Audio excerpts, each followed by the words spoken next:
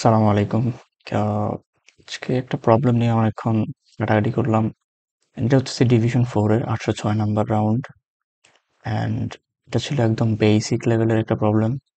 And যদি এখানে দেখেন যে এখানে কি বলছে বেসিকলি যে ইনপুট দ্য ফার্স্ট লাইন মানে টেস্ট কেসগুলো নেওয়ার জন্য আমাকে বলছে এবং তার রেঞ্জ হচ্ছে 10⁻³ মানে এতগুলো টেস্ট কেসও নিতে পারবে। অ্যান্ড দেন এখানে 10টা স্ট্রিং মানে 10টা টেস্ট কেস নিছে ওরা। যেমন আর আমাদের মেইন জিনিসটা হচ্ছে এখানে যে ও ইএসটাকে অনেকভাবে লিখবে, বাট স্ট্রিংটা অবশ্যই ইএস হতে হবে। স্ট্রিংটা কি হতে হবে? অবশ্যই ইএস হতে হবে, ইএস। এবং প্রিন্ট করতে হবে এরকম ইএস ইএস ইএস, বাট কখন নো প্রিন্ট করবে? তখনই যখন, যেমন এখানে দেখেন এটা ইএস, যার কারণে ইএস প্রিন্ট করছে, ইএস ইএস প্রিন্ট করছে, yes yes yes, no no কথাটা চলে আসছে এখানে, যার কারণে ও সরাসরি নো প্রিন্ট করছে। দেন ও আর জেড, তাতেও নো প্রিন্ট করবে। ওয়াই ই জেড, তাতেও নো প্রিন্ট করবে, বিকজ এই স্ট্রিংটা অবশ্যই ইএস হতে হবে। Upper case lower case mixer থাকতে পারবে, নো প্রবলেম, বাট হচ্ছে যে ওটা ইএস হতে হবে, যে কোনো বাই এনি ডিফল্ট এটা ইএস হতে হবে, ওয়াই ই এস। সো যার কারণে এখানে হচ্ছে যে নো আসছে বাকিগুলা, আর হচ্ছে যে যেগুলো ইএস ছিল ওগুলোর জন্য ইয়েস। অ্যান্ড আউটপুটটা হতে হবে কি, আউটপুটটা হতে হবে ইএস মানে আপার কেসে, এবং ইফ অ্যাজ স্যাটিসফাইড কন্ডিশন তাহলে ইয়েস লেখা উঠবে। আর যদি কন্ডিশনটা স্যাটিসফাই না করে তাহলে নো। ঠিক আছে, উইদাউট কোডস। কোডস বলতে বোঝানো হয়েছে যে তাদের এই যে কোডগুলা। So let's solve it. So এখানে কি করছি আমি, জাস্ট হেডার ফাইল এন্ড এগুলো বেসিক জিনিস। চলেন এটা সলভ করি। ইন্টিজার আমাদের টেস্ট কেস ছিল টি, অ্যান্ড এটাকে ইনপুট নেই, অ্যান্ড আমরা একটা হোয়াইল লুপ চালাবো যার মধ্যে টি, এবং প্রত্যেকটা টেস্ট কেস হচ্ছে কমতে থাকবে। ঠিক আছে, প্রত্যেকটা নিতে থাকবে আর কমতে থাকবে এখানে। আর আমাদের আরেকটা ইনপুট নিতে বলছে এলো যে এস, মানে স্ট্রিংটাকে নেওয়ার জন্য। অ্যান্ড আর আমাদের স্ট্রিংটা হবে স্ট্রিং টাইপের। ওকে, অ্যান্ড দেন এখানে হচ্ছে বিষয়টা যে প্রত্যেকবার ও স্ট্রিং নেবে। নেওয়ার পরে আমি ফার্স্টলি কি করছিলাম যে ইফ কন্ডিশন দিয়ে, ফার্স্টে না, প্রথমে লুপ দিয়ে করছিলাম। বাট আরেকটা লজিক আসছিল যে এস ইকুয়াল টু, সাপোজ আমার এরকম টেস্ট কেসও থাকতে পারে যে ওয়াই এস, প্রথমটা এরকম, দেন আরেকটা থাকতে পারে যে এস ইকুয়াল বলতে হচ্ছে যে সাপোজ এরকম যে প্রথমটা ওয়াই, মাঝখানেরটা ই, এরপরে মানে এরকম থাকতে পারে। ঠিক আছে, তখন ও কি করবে, সরাসরি ইএস প্রিন্ট করবে। বাট এরকম যদি আপনি দেখেন অনেকগুলো টেস্ট কেস লেখা লাগে, যেটা অনেক বিরক্তিকর। সো তার জন্য ইজি হচ্ছে আমরা for range based for loop use করবো, যেটা হচ্ছে যে একদম ইজি। অ্যান্ড ও কি করবে, প্রত্যেকটা ক্যারেক্টার চেক করবে এবং তার অ্যাড্রেস সহ। অ্যান্ড হচ্ছে যেখানে স্ট্রিংটা,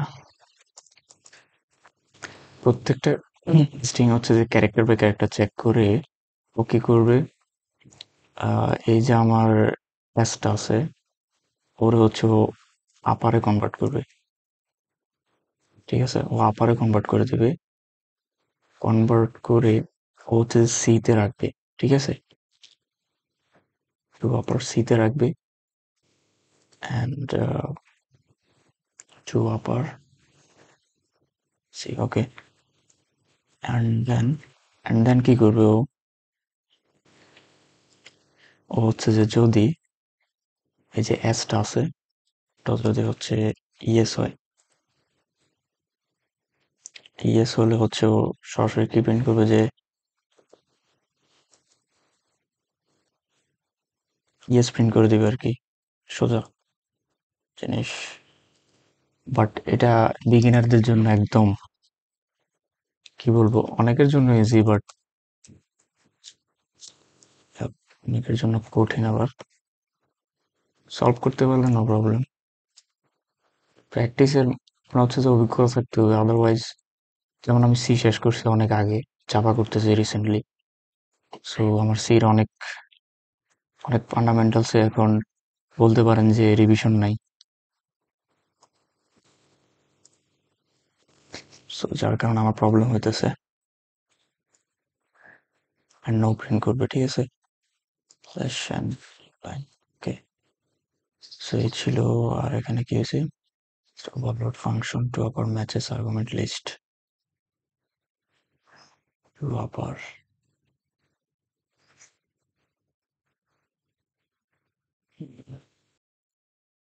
এখানে আর একটা ভুল করছি, সেটা হচ্ছে ইয়া।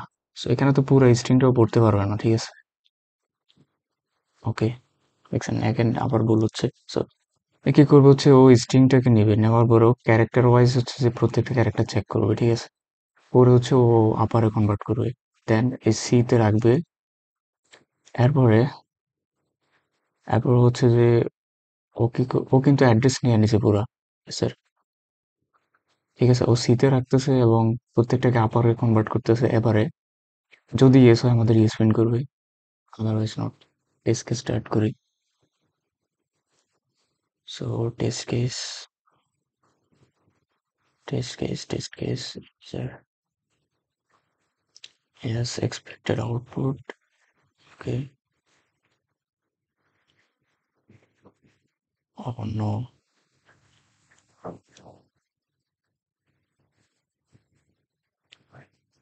কেন দেখি।